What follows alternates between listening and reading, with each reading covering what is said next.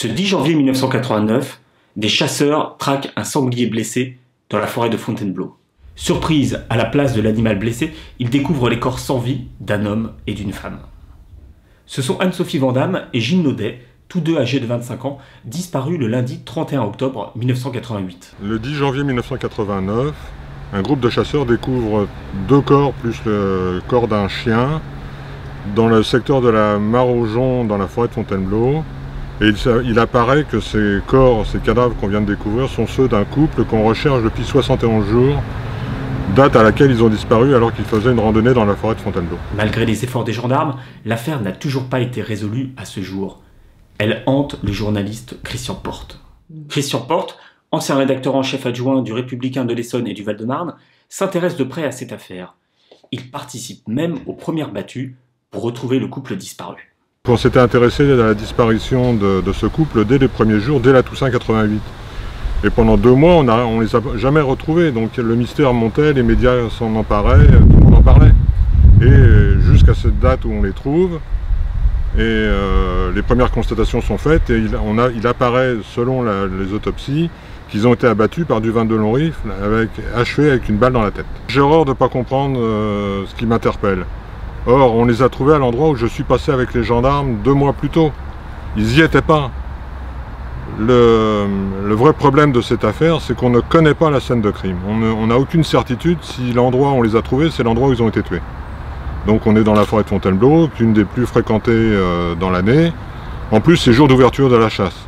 Donc ça pose aussi le problème de la chasse. Il y a 4000 procès-verbaux, il y a 1500 personnes qui ont été entendues. Et il n'y a jamais eu d'indice. Il faut ne pas oublier que dans cette affaire, il n'y a aucun indice matériel. On ne sait pas, il n'y a pas de preuves, il n'y a pas d'éléments. C'est l'omerta dans toute cette affaire. Désormais journaliste indépendant, Christian Porte vient de publier, en mai 2018, un livre sur cette affaire criminelle, intitulé « Les vérités interdites d'un fiasco judiciaire ».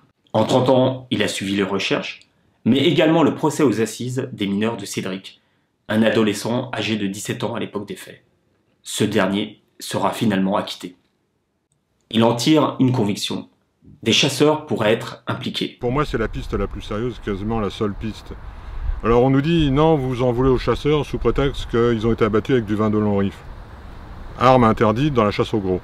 Donc c'est pas les chasseurs. Les mouvements de chasse revendiquent en disant, c'est pas nous. Or, il y a de multiples témoignages, les gendarmes ont récupéré de multiples témoignages qui démontrent que les chasseurs vont à la chasse avec du 22 long rifle pour braconner en parallèle aux parties de chasse officielles. Aujourd'hui, Christian Porte espère qu'un jour, un témoin livrera un indice décisif qui permettra de résoudre cette dramatique affaire. N'oublions jamais que les familles n'ont toujours pas fait leur travail de deuil. Depuis 30 ans, monsieur et madame Vandamme, monsieur et madame Naudet cherchent à comprendre pourquoi leurs enfants ont été abattus, qu'est-ce qui s'est passé. Et on ne sait pas. Donc peut-être que quelqu'un un jour viendra nous faire un témoignage. Depuis l'émission que j'ai faite avec Jacques Pradel à la sortie du livre au mois de juin, j'ai été contacté par 2 personnes qui apportent des éléments nouveaux dans cette affaire. Il va falloir peut-être voir comment on peut les exploiter d'une manière ou d'une autre. Peut-être pas judiciairement, mais au moins par conscience pour essayer de savoir qu'est-ce qui s'est passé ce jour-là.